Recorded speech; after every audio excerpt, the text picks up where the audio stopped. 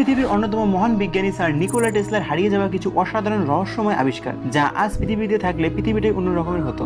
Number 1, wireless electricity transmitter. 1990-এর দশকে sir Nikola Tesla পুরো পৃথিবীকে ফ্রিতে ইন্টারনেটের মতো ওয়্যারলেসলি ইলেকট্রিসিটি দেওয়ার জন্য একটি বিশাল গম্বুজের মতো টাওয়ার তৈরি করেন এবং তিনি এই কাজে অনেকটা সফলতাও পেয়েছিলেন।